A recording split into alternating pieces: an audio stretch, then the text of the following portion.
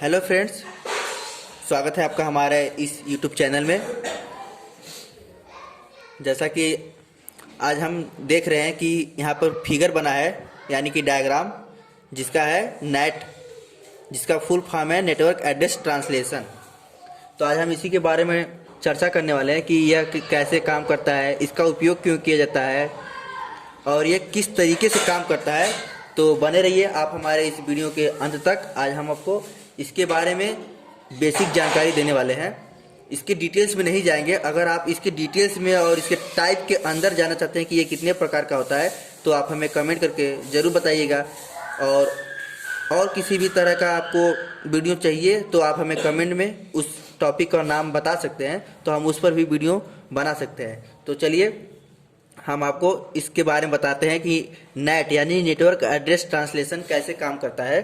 तो यहाँ पे देख रहे हैं, ये पहले तो हम इसको बता दे रहे हैं क्या क्या है, उसके बाद हम आपको बताना शुरू करेंगे।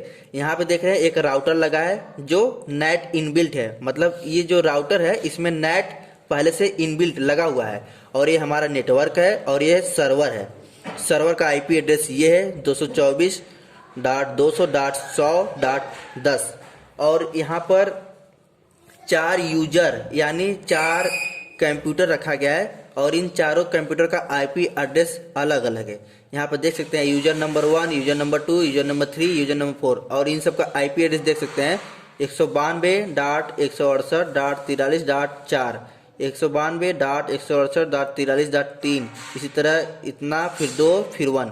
और यहाँ पर यहाँ पर देख रहे हैं ये जो बॉक्स बना है इसमें यस और डी का मतलब क्या है, तो यहाँ पर हम लिख दिए हैं। यस का मतलब सोर्स और डी का मतलब डेस्टिनेशन। सोर्स मतलब जो भेज रहा है और डेस्टिनेशन मतलब जिसके पास रिक्वेस्ट कर रहा है या जिसके पास भेज रहा है अपना मैसेज।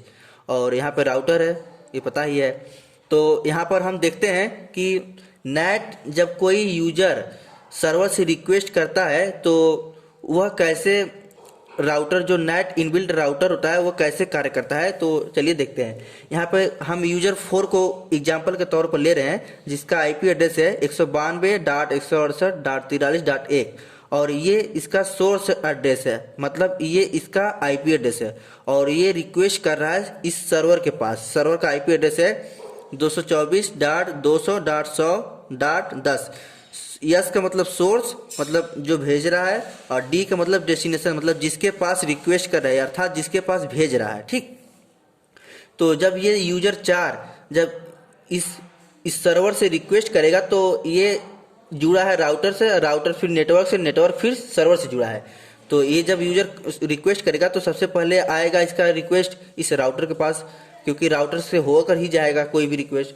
और राउटर के पास आएगा तो जो नेट का मुख्य कार्य होता है, यह प्राइवेट IP एड्रेस को पब्लिक IP एड्रेस में कन्वर्ट करता है, अर्थात ट्रांसलेट करता है। जैसा कि आप नेट के फुल फॉर्म से ही यहाँ पे समझ सकते हैं कि नेटवर्क एड्रेस ट्रांसलेशन मतलब जो नेटवर्क का एड्रेस है उसे ट्रांसलेट करता है।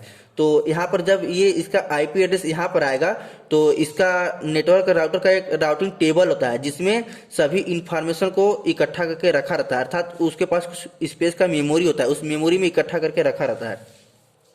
तो जब इसका IP एड्रेस यहाँ पर आता है तो ये जो नेट होता है इस प्राइवेट IP एड्रेस को चेंज कर देता है और चेंज करके उस प्राइवेट IP एड्रेस को पब्लिक IP एड्रेस में इतना कर देता है। देखिए 204.2.10.5 इस प्राइवेट IP एड्रेस को नेट राउटर चेंज करके, अर्थात ट्रांसलेट करके पब्लिक नेटवर्क में चेंज कर देता है। और ये पब्लिक IP एड्रेस नेटवर्क से आसानी से कनेक्ट होकर सर्वर के पास जाता है। और सर्वर के पास देखिए ये सर्वर का यस मतलब सोर्स, मतलब इस सर्वर का IP एड्रेस है 224.200.100.10, ये सर्वर का IP एड्रेस है। और डी मतलब डेस्टिनेशन, मतलब ये जो आया है जो रिक्वेस्ट इसके पास, वो डेस्टिनेशन का एड्रेस है 204.200.10.5। ये जो आया है, जो रिक्वेस्ट किया है, ये इसके पास आया तो ये डेस्टिनेशन एड्रेस है। फिर जब ये सर्वर इसके मैसेज का रिप्लाई देगा तो ये इसके पास नहीं भेजेगा, क्योंकि ये एड्रेस रिक्वेस्ट इस IP एड्रेस के द्वारा गया है। और इस आईपी एड्रेस के द्वारा क्या है, तो जब ये उस रिक्वेस्ट का रिस्पांस करेगा तो इसी आईपी एड्रेस को भेजेगा। जब इसी आईपी एड्रेस को भेजेगा तो इस सोर्स है डेस्टिनेशन, फिर जब सर्वर इस डेस्टिनेशन पर रिक्वेस्ट का रिस्पांस करेगा तो इसी आईपी एड्रेस पर अपना रिस्पांस करेगा। तो इस आईपी एड्रेस को राउटर के पास सभी का इंफॉर्मेशन होता है, सभी आईपी एड्रेस का इंफॉर्मेशन रहता है। तो राउटर को पता है कि इस आईपी एड्रेस से जो मैसेज आया है ये मैसेज किस लिए आया है, और फिर तो उसको पता है कि इस यूजर ने इसको रिक्वेस्ट किया था, तो इस यूजर का आईपी एड्रेस इस आईपी एड्रेस में चेंज किया था। तो इस आईपी एड्रेस से आने वाला रिस्पांस इसी आईपी एड्रेस को फिर प्राइवेट में चेंज करके फिर इसी यूजर को वापस उस रिक्वेस्ट का रिस्पांस वापस कर देता है। मेन कारण यही होता है नेट का।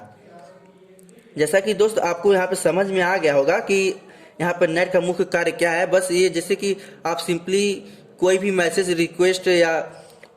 या रिक्वेस्ट कुछ भी सर्वर के पास भेजेंगे तो आपके आईपी एड्रेस को चेंज करके पब्लिक आईपी एड्रेस में चेंज कर देता है। फिर पब्लिक आईपी एड्रेस सर्वर के पास जाता है, फिर सर्वर उसी पब्लिक आईपी एड्रेस को अपना रिस्पांस करेगा, फिर पब्लिक आईपी एड्रेस को राउटर चेंज करके प्राइवेट आईपी एड्रेस में कन्वर्ट करके आपके रिक्वेस्ट का रिस्पांस वापस कर देता है, मतलब रिक्वेस्ट का रिस्पांस दे देता है। यही होता है नेट का मुख्य कार्य। यदि आप इसी तरह इसका भी उधार लेकर आप इसे खुद से कर सकते हैं, यहाँ पर एक और सर्वर बना सकते हैं, या फिर इसी सर्वर को उधार लेकर आप इसे करके अपना अच्छा सा तैयारी मतलब समझ सकते हैं कैसे कार्य कर रहा है।